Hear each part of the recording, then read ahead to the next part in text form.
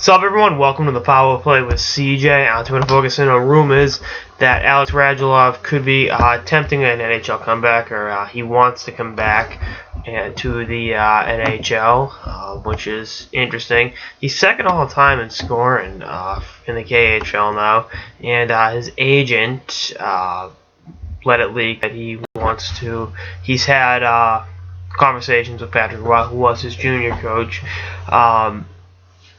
With the Quebec Ramparts, so definitely an intriguing possibility. Here's the thing with Radulov. He's one of those. It's like the villain in a TV show that you think died 3 seasons ago, and he just keeps coming back. And like nobody likes the character, and it's like really you can't write him out entirely, or they try to write him out and he keeps coming back. That was the way it was when he bolted to the KHL back in 2008 with a year left on his entry-level deal. It seemed like every year they were talking, oh, he could come back, he could come back. Then, it ended up being 4 years later, middle of a playoff chase, Nashville having a hell of a season. Radulov wanted to come in and, help the team. And by that, meaning get out of his entry-level deal and hit the unrestricted free agent market. And in the meantime, torpedoed the Preds season. Obviously, him and Andre Kostitsyn being out at a bar at 5 a.m. Before Game 2 of the Western Conference Playoff Series.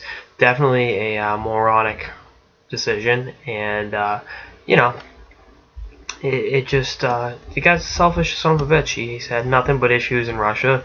For all of his talent, he acts like an asshole. And, is not very well liked by his teammates.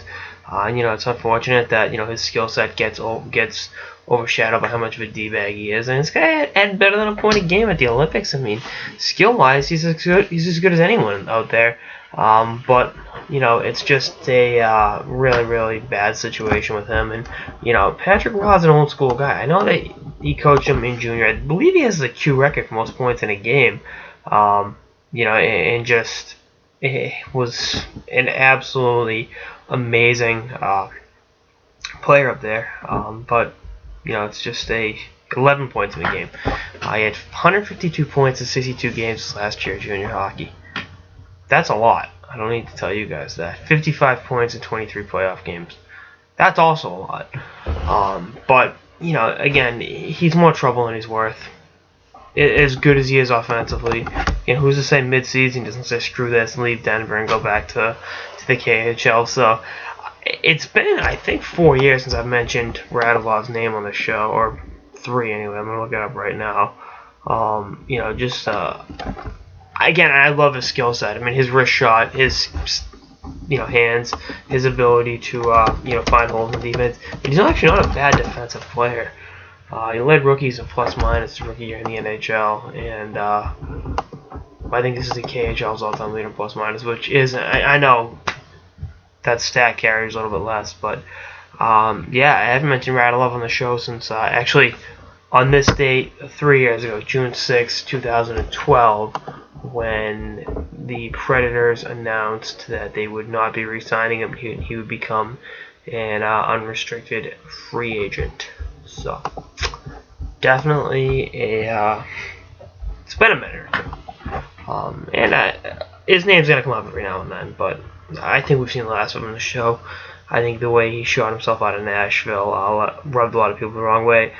And Patrick Roy may think he can get to him, but he's also not an idiot. I think Roy also realizes he's not a miracle worker. Leffer doesn't change his spots, and getting this guy to buy in and be an integral member of a team you want to compete with just isn't happening. So we'll see what happens. Anyway, that's all I got. Episode of the Power Play with CJ, and actually his KHL deal isn't up till next season anyway. So sure, it'll come up again. Stay tuned for more episodes toward the playoffs and beyond. Thank you guys.